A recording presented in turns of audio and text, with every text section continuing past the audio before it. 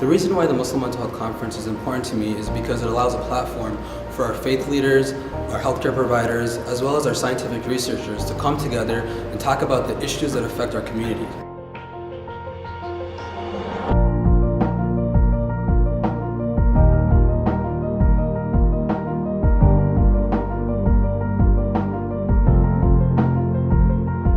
Some of my most favorite presentations are ones that get really real and raw and talk about just honestly what's going on in our community. Today, if we want to talk about social justice and what's happened to people, we can't not talk about brain health. So he takes the picture. 2 weeks later, he comes back. Malik again down the hall. Guess what they said about you? She and other participants have said they didn't even know abuse was happening at the first time. So what do we do about that? They thought you was a gangbanger. And the reason they thought I was a gangbanger is because I'm a black male. And that's the only thing they associate with black males is criminal status.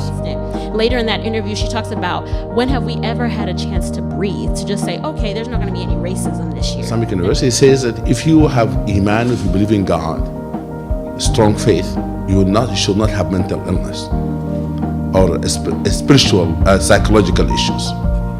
That's completely not true, because a person can have mental illness, can have psychological issues, even if he prays tahajjud at night.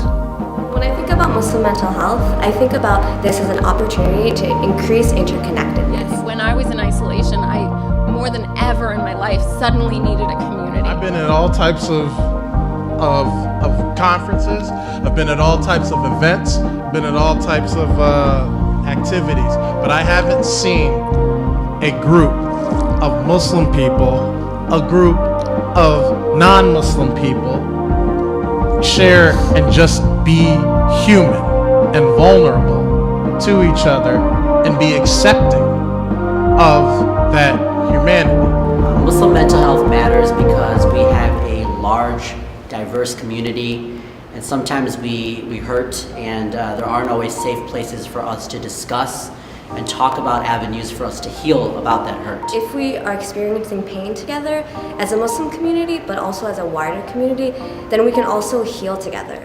And in a sense, you know, finally acknowledging the pain that I felt is actually what made it easier for me to overcome the trauma. Faith is a protective factor. Faith can be part of your resilience, but faith has to be part of the healing. If you have a brain that works differently, whether it's because you have bipolar disorder or schizophrenia or schizoaffective disorder or depression or dyslexia or autism or whatever it is that makes your brain work differently, of course you're going to have problems that other people do not have. But you're also going to be able to see solutions where other people cannot see them.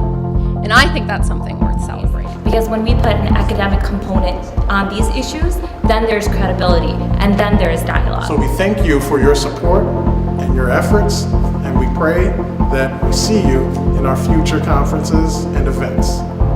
Peace and greetings. Assalamu alaikum.